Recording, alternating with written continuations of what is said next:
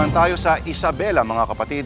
Doon higit 30 bayan na rin ang wala pa rin kuryente matapos manalas ang super bagyong Juan. At para sa latest update, kasama po natin live mula sa Etiague, Isabela, ang ating News 5 correspondent Mon Gualvez. Mon, kumusta na ang lagay ng panahon dyan? At yung pinsala na iniwan ng super typhoon, bigyan mo kami ng larawan.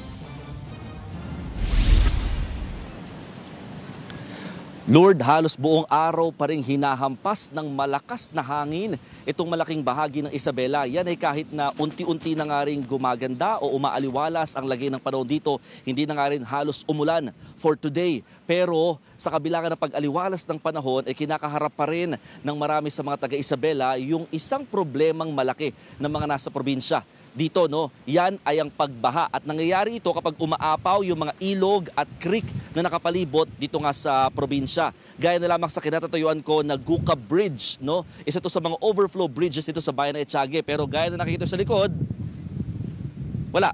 Hindi makita yung tulay. Yan ay lalot umapaw na, no? O lumampas na yung level ng tubig dito nga sa ilog at talagang na-overlap na yung pinaka-bridge dito sa lugar. Malakas pa rin o mabilis pa rin yung ragasa ng tubig dito sa naturang Cagayan River.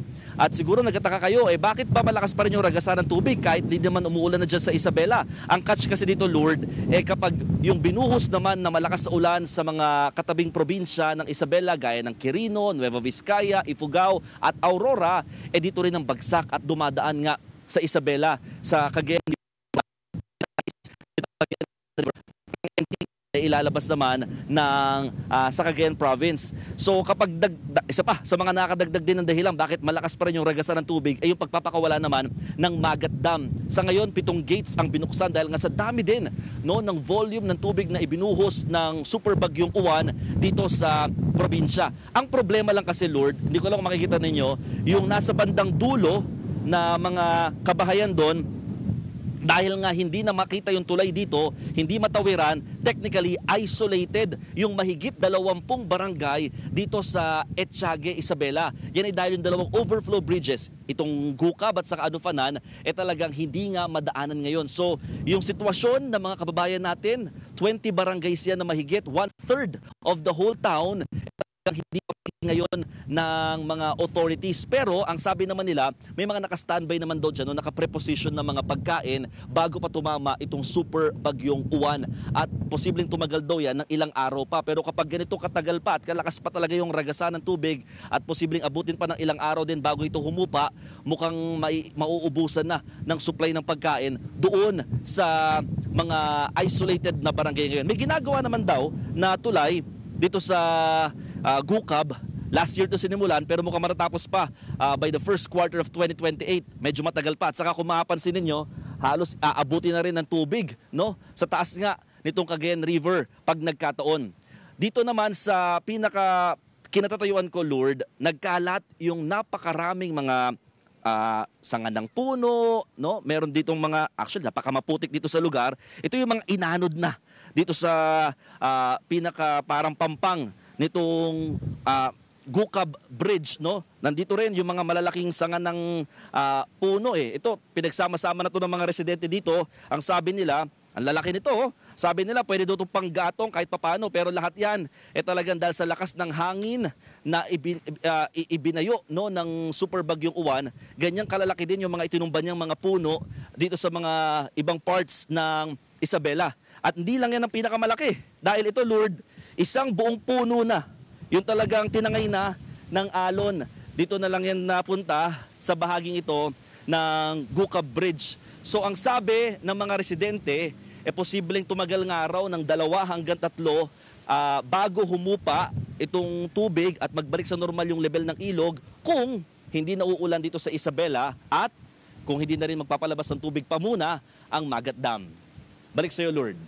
Mon, ako si Ruto. At sunod-sunod, no, yung labas ng tubig sa baha, doon sa dam, yung, di ba, yung ulan, parang grabe na yung naipon. Pero sinabi mo naman na doon sa mga na-isolate, may nakahanda sila, no, na pagkain. Pero ba't hindi ba sila pinalikas? Or hindi ba sila, dahil nga sa inaasang posibleng ganyan yung maging epekto, ba't hindi na lang sila muna umalis pansamantala?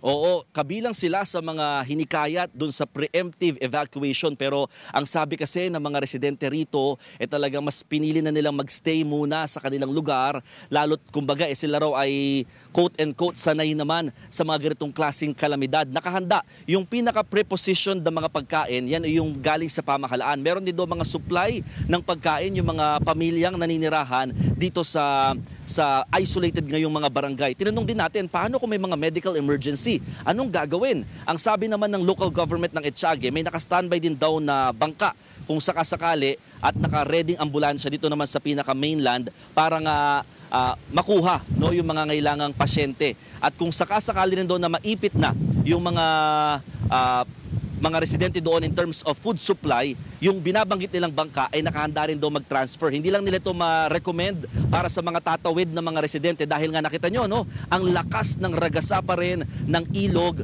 o ng tubig dito sa ilog, kaya hindi rin ganun ka-safe pag nagkataon na gagawin ito ng madalas. Ruth. Kwento mo kung yung pagbagsak kagabi, yung pagbanat ng bagyo, nung gabing dumating, nasaan kayo at marami ka nang nakocover na bagyo, pero anong kaibahan itong bagyong to?